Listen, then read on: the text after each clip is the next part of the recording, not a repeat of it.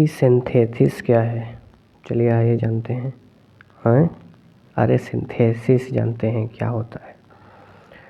तो सिंथेसिस का मतलब होता है जब दो वाक्य दिए हों हमको, उनको छोटा करके एक वाक्य बनाना।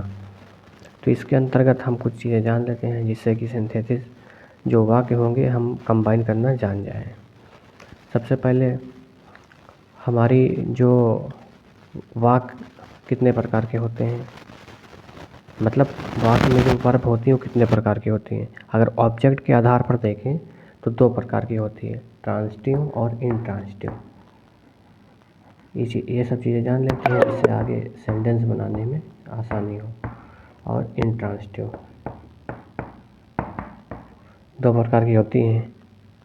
ट्रांजिटिव वे होती हैं जिसमें ऑब्जेक्ट हो, यानी ये ऑब्जेक्ट इसमें होती हैं और इसमें ऑब्जेक्ट नहीं होता है, मतलब इसमें ऑब्जेक्ट नहीं होता है तो वो इंट्रांजिटिव वर्ब होती हैं। और ट्रांजिटिव जिसमें ऑब्जेक्ट होता है।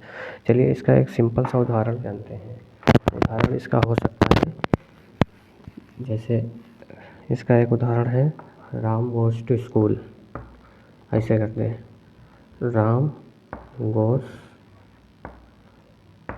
To school, to school, Ram school जाता है। तो देखो ये है ट्रांजिटिव वर्ब। क्यों? क्योंकि यहाँ पर ऑब्जेक्ट दिया हुआ है। राम जाता तो है लेकिन कहाँ जाता है, स्कूल जाता है, पूरी बात हो गई तो ट्रांजिटिव हो गया। अगर इतना ना दिया हो तो ये इंट्रांजिटिव हो जाएगा। इन का मतलब नहीं, यानी ऑब्जेक्ट ना हो तो इंट्रांजिटिव हो जाएगा। अब चलिए आगे बढ़ते हैं। एक होता है टेंस और सब्जेक्ट के आधार पर वर्ब के प्रकार। तो टेंस और सब्जेक्ट के आधार पर वर्ब दो प्रकार की होती हैं। कौन कौन सी? तो इसके आधार पर होती हैं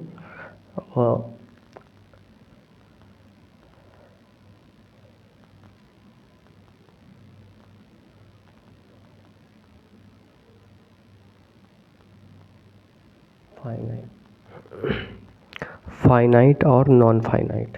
क्या? फाइनाइट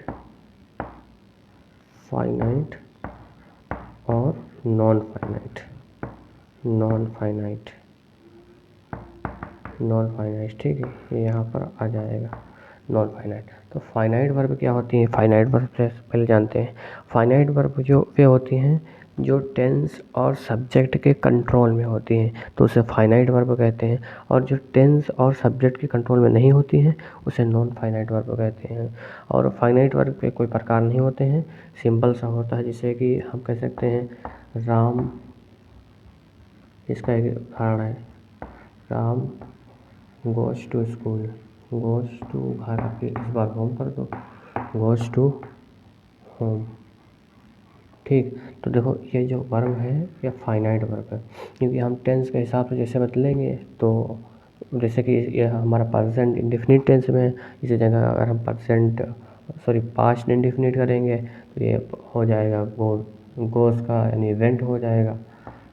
यानी ये देखो सब्जेक्ट के आधार पर बदल रही है, टेंस के आधार पर। यहाँ पर सिंगुलर सब्जेक्ट है तो गोस लग गया, तो प्लूरल होता तो गो लगता, मतलब टेंस और सब्जेक्ट के आधार पर कंट्रोल में बदल जाती है। नॉन फाइनाइट वे वर्ब होती है जो नहीं बदलती हैं। चलिए इसको देखते हैं। नॉन फाइनाइट जो है 3 प्रकार होते हैं। नॉन फाइनाइट कितने प्रकार की होती हैं? नॉन फाइनाइट वर्ब जो है कितने प्रकार की होती हैं? नॉन फाइनाइट वर्ब 3 प्रकार की होती हैं। कौन कौन से? एक होता है पार्टिसिपल।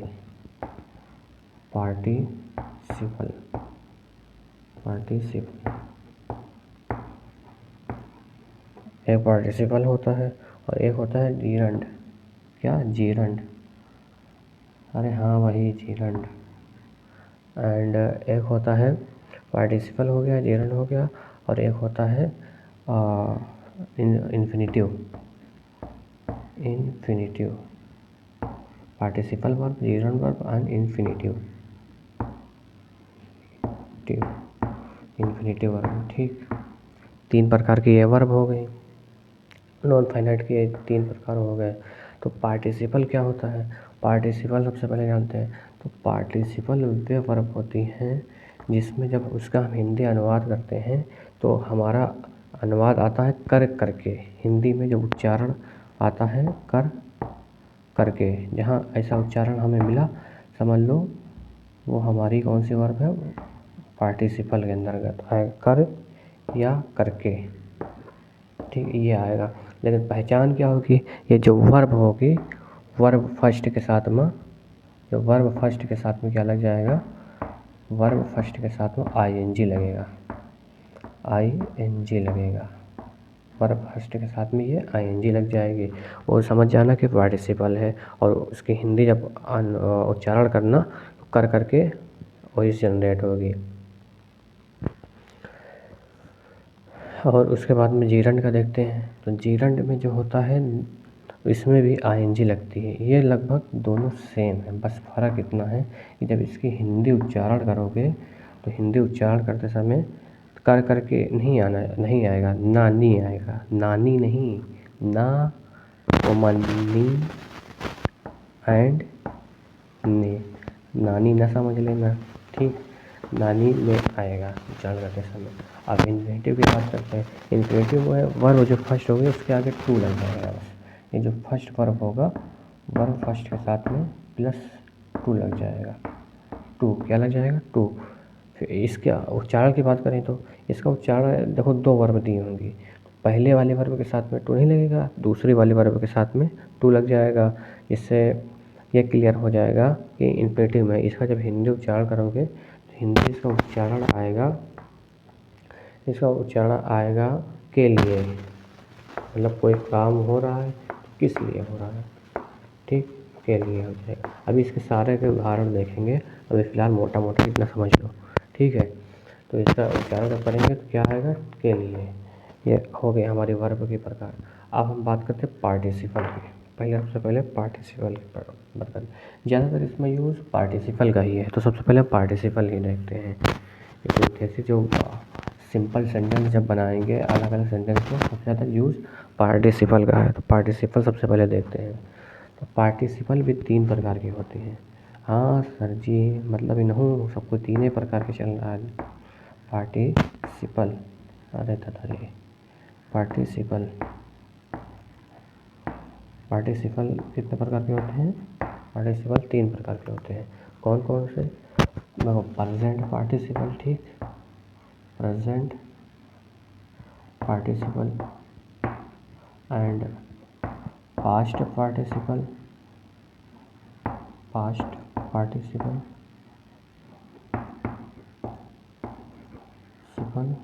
And perfect. फ्यूचर मत कहना, फ्यूचर नहीं, परफेक्ट होता है, नहीं तो टेंस लगाने लगो कि प्रेजेंट पास्ट होगा तो फ्यूचर लगा दें तो इसमें परफेक्ट होगा, ठीक। परफेक्ट पार्टिसिपल, ठीक, पार्टिसिपल ये लिखा है, परफेक्ट पार्टिसिपल 3 प्रकार की हो गई। अब हम ये कैसे जानेंगे, तो 2 सेंटेंस दिए होंगे कि उनको हम प्रेजेंट पार्टिसिपल में जोड़ें या पास्ट पार्टिसिपल में जोड़ें या परफेक्ट पार्टिसिपल में जोड़ें। तो सबसे पहले हम बात करते हैं प्रेजेंट पार्टिसिपल की। तो प्रेजेंट पार्टिसिपल में जब हम जोड़ेंगे तो हमें 2 वाक्य दिए होंगे इसके जोड़ने के लिए, ठीक, फुल स्टॉप होगा, 2 वाक्य दिए होंगे। तो पहले में जो सब्जेक्ट होगा वही सब्जेक्ट चाहे प्रोनाउन के रूप में हो चाहे नाउन के रूप में हो, दोनों सेम है, यानी first subject and second subject दोनों वाक्य में सेम रहेगा, दोनों वाक्य में first and second subject same रहेगा। और पहले वाले में सब्जेक्ट की विशेषता होगी, इसकी क्या होगी, यहाँ पर विशेषता होगी। विशेषता मतलब एडजेक्टिव विशेषता होगी, ठीक, नाउन की विशेषता होगी। सब्जेक्ट यहाँ नाउन के रूप में होगा या प्रोनाउन, उससे हमसे नहीं बदल, लेकिन सब्जेक्ट होगा सेम होगा, तो इसकी विशेषता होगी। और दूसरे में यही सब्जेक्ट, ये जो है यहाँ पर आया था, ये कार्य करेगा। पहले में कोई विशेषता होगी और दूसरे में कोई कार्य कर देगा। तो समझ जाना कि यहाँ पर क्या है, इसे हम किसके साथ में जोड़ना है, प्रेजेंट पार्टिसिपल। इसमें जो वर्ब दी होंगी, जैसे वाज बी वर्ब जिसे बोलते हैं, was verb and is am are, ये जो दी होंगी इन सब को हम जोड़ देंगे इन सबको हटा देंगे, सब जोड़ेंगे नहीं, इन सबको हटा कर क्या करेंगे, बीइंग लिख देंगे इनके स्थान पर। ठीक, इनके स्थान पर बीइंग लिख देंगे। और जो ये सब्जेक्ट फर्स्ट वाला है इसे रिमूव कर देंगे, रिमूव करके यहाँ पर दूसरी जगह लिख देंगे, इसका प्रोनाउन हटा देंगे। ये सब्जेक्ट जो आएगा यहाँ आ जाएगा, फिर कॉमा यहाँ पर कॉमा ऐड कर देंगे। इससे सेंटेंस देखो, इससे राम इज इंटेलिजेंट, या राम इज विशेषता लेना है ना, तो राम इज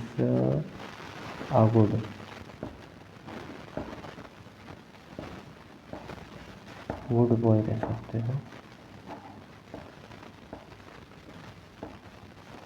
फिर फुल स्टॉप होगा। सेकंड यहाँ पर लिखा होगा ही वर्क हार्ड, ही वर्क हार्ड। अब देखो इस सेंटेंस में सब्जेक्ट वही है, बस इसका प्रोनाउन डू यहाँ पर हो गया है। ठीक, हमने कहा था इज एम जो आएगा वो चेंज होगा बीइंग में। तो सभी का सेंटेंस जब बनाएंगे तो क्या आ जाएगा, कुछ नहीं होगा, ये रिमूव कर दो। ठीक, ये हटा दो, इज को बीइंग में बदल दो, इसको बीइंग में बदल देंगे। ठीक, फिर एज इट इज बीइंग में लिखने के बाद ये पूरा सेंटेंस उतारेंगे एंड यहाँ पर कॉमा लगा देंगे। फिर ये इसे भी रिमूव करके ये राम जो था यहाँ पर आ जाएगा। हमने क्या बोला था, ये सब्जेक्ट यहाँ पर आ जाता है। फिर वर्क हार्ड ऐसे ही एज इट इज लिख देंगे, इस तरह ये सेंटेंस हो जाएगा। अब बात करते हैं इसके एक और कंडीशन है, जो हमारा प्रेजेंट पार्टिसिपल है। ये काफ़ी कंडीशन बताई थी, अब हमें प्रेजेंट पार्टिसिपल बदलना है। मान लीजिए वाक्य में प्रेजेंट पार्टिसिपल में बदलना है तो एक कंडीशन और दे सकती है, जैसे पहले में होगा सब्जेक्ट। ठीक, पहले वाक्य में सब्जेक्ट होगा, और जो सब्जेक्ट होगा वो कोई कार्य कर रहा होगा। पहले वाले वाक्य में मतलब ये पूरा सेंटेंस है, इसमें सब्जेक्ट होगा, इसमें भी सब्जेक्ट सेम रहेगा, दोनों चीज़ें सेम है। पहले वाले में भी कार्य होगा, कोई कार्य है, एंड दूसरे वाले में भी कोई कार्य हो, लेकिन तो समझ जाना बात अभी पूरी नहीं हुई। ठीक, पहले में भी कार्य हो वही सब्जेक्ट करे और दूसरे में भी वही सब्जेक्ट करे, लेकिन जो पहले का कार्य है, पहले के कारण दूसरा कार्य हो। ये पहले के कारण, जो पहला वाक्य में जो कार्य हुआ था उसके कारण दूसरा कार्य हो, तो समझ जाना कि प्रेजेंट पार्टिसिपल में बदलेंगे। इसका एक उदाहरण देखो, जैसे हम ले सकते हैं Sita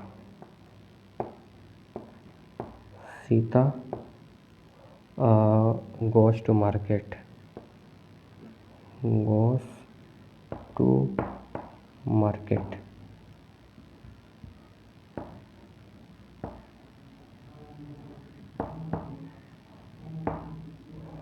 Sita goes to market, नहीं ये नहीं होगा, सॉरी ये गलती से लिख दिया, ये तो इन्फिनेटिव में चला जाएगा।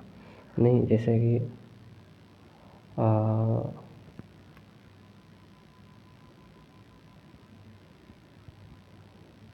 हमें ये बनाना है प्रेजेंट पार्टिसिपल में, तो हम इसकी जगह पर लिख सकते हैं, जैसे हाँ सीता ही ले लो, Sita had a noise, Sita had a noise सुना एंड ही वोक अप, ही नहीं सीता है, सी वोक अप मतलब उठ गई। ठीक, तो सीता हैड अ नॉइस, तो हमने कहा था इसे रिमूव कर देना, इसे उठा कर यहाँ ले आना, इनका काम ख़त्म कर देना। ठीक, तो हैड, अब यहाँ पर तुम सोच रहे हो कि वाज वेयर नहीं आए, तो यहाँ पर जो वर्ब आई है उसमें आईएनजी, जिसे बीइंग आईएनजी फॉर्म होता है, उसी तरह यहाँ पर हैड का फर्स्ट फॉर्म लिखेंगे, वर्ब की फर्स्ट फॉर्म लिखेंगे, उसके साथ में आईएनजी जोड़ देंगे। ठीक, हमने क्या बोला था कि पार्टिसिपल में आईएनजी होता है, शुरुआत में बोला था, तो ये क्या होगा, हेयरिंग आईएनजी यहाँ पर वर्ब फर्स्ट हो जाएगा, आईएनजी जुड़ जाएगा। ठीक, हेयरिंग अ नॉइस कॉमा, यहाँ पर कॉमा लगेगा, और सीता को उठाकर वहाँ रख दो, सीता वॉक। देखो इसमें पहला जो काम हुआ क्या, सुनने का काम हुआ, फिर उसी के कारण दूसरा काम हुआ, उठी। अगर वो ये नॉइस ना सुनती, ठीक, तो वो उठती ना, नॉइज़ सुना, इस वजह से उठ गई, यानी पहले के कारण दूसरा कार्य होगा। ठीक, तो इससे हमें समझ में आ गया क्या, प्रेजेंट पार्टिसिपल। ठीक, अब बात करते हैं पास्ट पार्टिसिपल की। तो पास्ट पार्टिसिपल में दो सेंटेंस दिए रहेंगे। ठीक, दो सेंटेंस दिए रहेंगे, तो सब्जेक्ट अलग अलग होगा। ठीक, इसमें सब्जेक्ट होगा, इसमें सब्जेक्ट होगा। ठीक, लेकिन अलग अलग होगा। ठीक, तो पहले वाले सेंटेंस में जो है ऑब्जेक्ट की विशेषता दी होगी। इस बार विशेषता तो है लेकिन ऑब्जेक्ट की है, या ऑब्जेक्ट का कार्य दिया होगा, ऑब्जेक्ट का कार्य दिया होगा, ऑब्जेक्ट का कार्य दिया होगा। दूसरे वाले में इस ऑब्जेक्ट की विशेषता दी होगी, क्या दी होगी, विशेषता। तो जो सब्जेक्ट आया है इसकी, ये ऑब्जेक्ट की विशेषता होगी। ठीक, इससे विशेषता बताएगा। ठीक है, तो उसको हम किसमें जोड़ देंगे, पास्ट पार्टिसिपल में। तो पास्ट पार्टिसिपल में जोड़ने के लिए हम मतलब सेंटेंस जो होगा एज इट इज़ लिख देंगे। जो इसकी विशेषता होगी, अगर एक वर्ड में विशेषता है तो पहले आ जाएगी, और ज़्यादा वर्ड में है तो बाद में आ जाएगी। जैसे कि एक हम देखते हैं, जैसे एक सेंटेंस लिखते हैं, हमें पास्ट पार्टिसिपल का एक सेंटेंस लिखते हैं।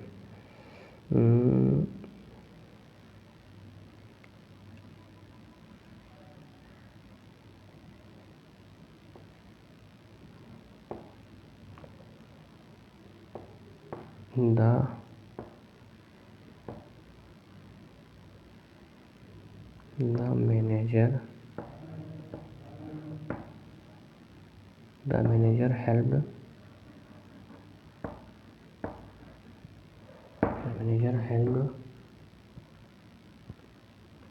इसकी पुअर, मैनेजर ने गरीब की हेल्प की। He was wounded। ठीक, wounded,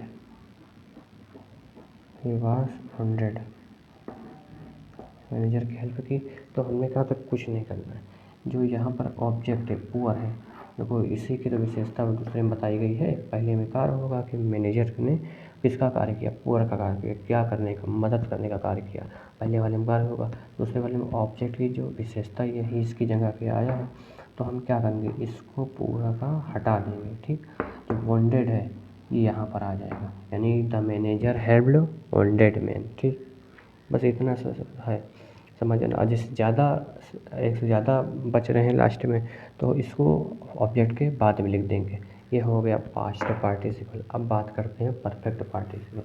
ये थोड़ा थोड़ा जो है प्रेजेंट पार्टिसिपल से मिलता जुलता है, तो इसमें कन्फ्यूज़न बहुत होती है, लेकिन मैं क्लियर कर दूंगा कि कैसे होता है। तो सबसे पहले बात करते हैं परफेक्ट पार्टिसिपल की। परफेक्ट पार्टिसिपल में एक दो सेंटेंस दिए होंगे। ठीक, दो सेंटेंस नहीं होंगे। पहले वाले सेंटेंस में जो है सब्जेक्ट कोई कार्य करेगा, दोनों में सब्जेक्ट सेम रहेगा। ठीक, पहले वाले सब्जेक्ट के में सब्जेक्ट का कोई कार्य होगा, कार्य इसमें होगा। ठीक, और कार्य इसमें भी होगा, सब्जेक्ट दोनों सेम रहेगा। लेकिन पहले वाला जो कार्य हो उसके तुरंत बाद फ़ौरन ये जो कार्य हो तुरंत बाद दूसरे वाले सब्जेक्ट का कार्य होगा तुरंत बाद। तो इसमें जब ऐसी कंडीशन हमें देखेगी तो हम लगाएंगे हैविंग, वर्ब उसकी हटाकर हैविंग का यूज़ करेंगे। ठीक, और सब्जेक्ट का रिमूव जैसे पहले कर देते थे, यहाँ से सब्जेक्ट हटा देंगे। ठीक, हैविंग यूज़ कर लेंगे। तो सबसे पहले इसका एक सेंटेंस देख लेते हैं, जैसे कि इसका हो सकता है राम वाला लेते हैं। राम ईट फूड, देखो कार्य हो रहा है, खाना का कार्य हुआ कि उसे खाना खाता है। फिर दूसरे सेंटेंस में वही राम, ही स्लेप्ट, खाना खाता है फिर सो जाता था। ठीक, ही स्लेप्ट, यानी कि पहले कार्य हुआ, खाना खाया फिर सोता है ना, पहले वाले कार्य का पूरा हो गया, तुरंत बाद दूसरा शुरू होगा। इसमें यह भी रहता है कि पहला कार्य पूरा हो जाता है, तो कुछ नहीं करना है। जो राम है हर बार इसको सब्जेक्ट यहाँ से हटाते हैं, इसको भी यहाँ से हटा देंगे। तो उसके बाद में ही स्लेप्ट है, तो तुरंत बार बार हो रहा है, तो जो हम राम हटाए तो ये ईट बचा। ठीक, तो हैविंग के साथ में ये भी जान लो कि वर्ब थर्ड लगेगी, थर्ड वर्ब कौन लगेगी। तो ये क्या हो जाएगा, हैविंग इससे पहले आ जाएगा राम हट के कैपिटल लेटर में एच, हैविंग एंड ईट, ईट का क्या हो जाएगा ईटेन, थर्ड फॉर्म क्या होगा ईट एट ईटेन, ईटेन हो जाएगा, eaten food, food comma he slept. भाई इसके बाद यहाँ पर कॉमा लग जाएगा, फिर ही की जगह आ जाएगा ये पहले वाला सब्जेक्ट। ठीक, ये हो गया हमारा पास्ट पार्टिसिपल। इस प्रकार क्या होता है कभी कभी पैसिव वॉइस में, तो पैसिव वॉइस में हमें थर्ड फॉर्म दी होगी तो उसकी जगह पर जहाँ पर हैविंग लिखा था यहाँ पर हैविंग बीन हो जाएगा, बींग नहीं बीन, क्या हो जाएगा बीन, बीन बीन लग जाएगा, ये हैविंग बीन हो जाएगा। बस उस पर थर्ड फॉर्म जहाँ दी होगी समझ जाना कि परफेक्ट पार्टिसिपल में जाएगा। बस ये कंडीशन हो गई, सारी कंडीशन हमने बता दी। ठीक, ये हो गई पार्टिसिपल की। अब कुछ सेंटेंस मतलब कुछ और भी जानते हैं थोड़ा सा।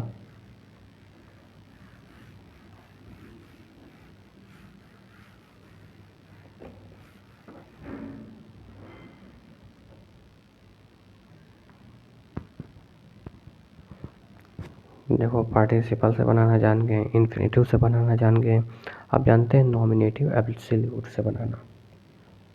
नॉमिनेटिव एब्सोल्यूट, नॉमिनेटिव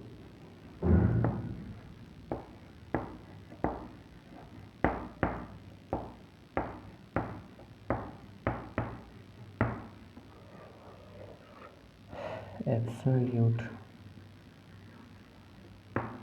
ये क्या भला है, तो नॉमिनेटिव का अर्थ होता है सब्जेक्ट, क्या होता है सब्जेक्ट। ठीक, एंड एब्सोल्यूट का मतलब होता है फ्री, यानी ऐसे वाक्य जो सब्जेक्ट से फ्री हों। कुल मिलाकर ऐसा ऐसा कहें कि जो सेंटेंस दो दिए होंगे उसमें दोनों में सब्जेक्ट अलग होंगे, फ्री होंगे, ये सब्जेक्ट अलग ये सब्जेक्ट अलग।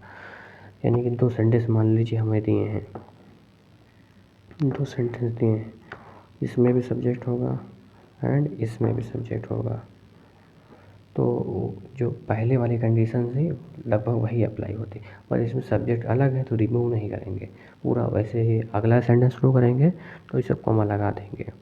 ठीक, और इसमें कुछ भी रिमूव नहीं करेंगे, पहले की तरह ही बिल्कुल होगा, बस सब्जेक्ट अलग होगा। जहाँ सब्जेक्ट अलग देखना समझ जाना कि क्या होगा, तो इसमें सब्जेक्ट रिमूव नहीं होगा। और इसकी जगह पर जैसे पहले वाले रूल बताए हैं वाज का बीइंग हो जाता है, हैविंग बीइंग वो सब हो जाता है, सब वही होगा। इसे एक सेंटेंस लिख लो, Ram goes to school, to school,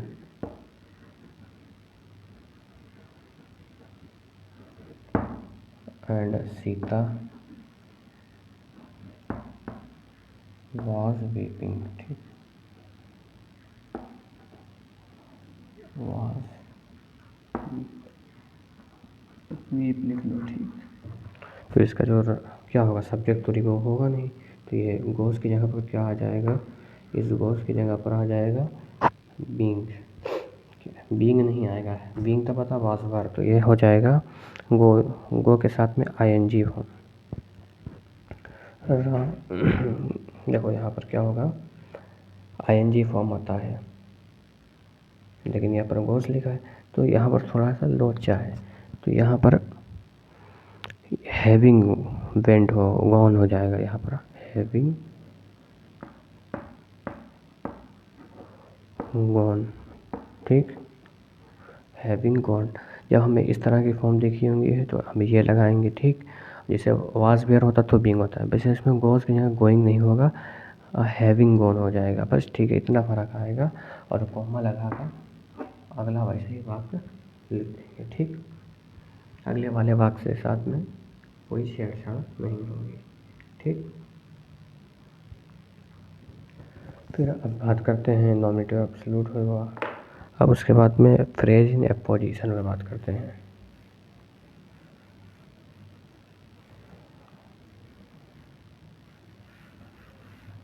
phrase in apposition,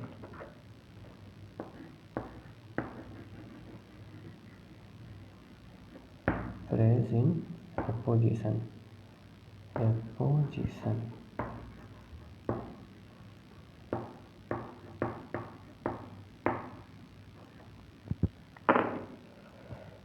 phrase का अर्थ होता है ऐसा वाक्य जिसका कुछ अर्थ हो, मतलब कोई एक वाक्य हो उसमें से कुछ निकालें तो उसका कुछ अर्थ हो परंतु पूरा अर्थ ना हो, पूरा अर्थ ना निकले। और एपोजिशन का मतलब होता है नाउन को जो है साइड बाई पुट करना, साइड बाई साइड पुट करना मतलब अगल बगल लिखना। तो इसमें जैसे कोई सेंटेंस दिया होगा, पहले वाले में क्या होगा, सब्जेक्ट होगा, ठीक है, वाक्य सेंटेंस में सब्जेक्ट होगा। फिर दूसरे वाले में वही सब्जेक्ट सेम रहेगा, वही कोई कार्य करेगा, और पहले वाले सब्जेक्ट में सब्जेक्ट या कोई पद होगा, ठीक। यहाँ पर कोई पद होगा और उसकी पद की कभी कभार विशेषता देता है, नहीं देता है, तो हमसे उससे नहीं मतलब, कि इसकी विशेषता होगी, पद की विशेषता। कोई पद दिया होगा, पद की विशेषता होगी पहले वाले सेंटेंस में। फिर वही सब्जेक्ट जो है कोई कार्य करेगा या इस कुछ मतलब करेगा ज़रूर, ठीक है, ऐसा सोच लो। तो सब्जेक्ट होगा, सब्जेक्ट की विशेषता हो गई और कोई कार्य करेगा। जैसे इसका कोई उदाहरण देख लेते हैं।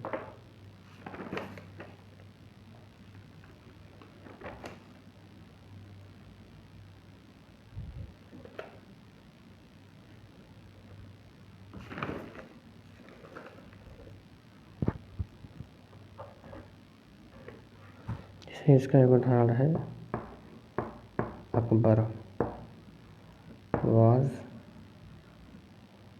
a famous emperor. देखो फेमस से विशेषता पता चल रही है, फेमस एम्परर।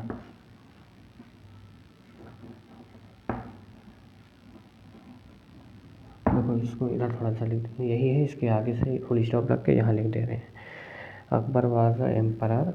एंड फिर आगे कह सकते हैं, देखो एम्परर कोई पद दिया हुआ है, ही वाज वेरी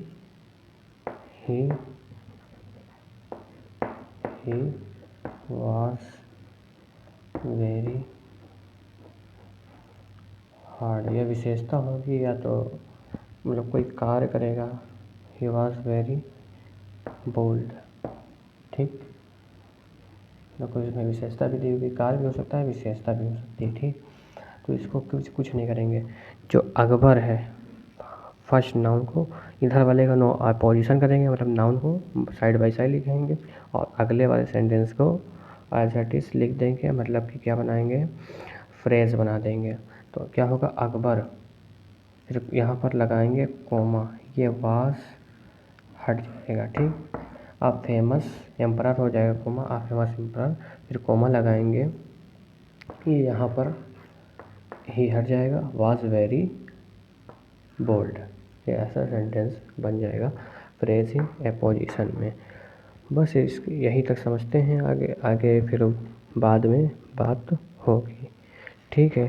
तब तक के लिए जय हिंद, जय भारत।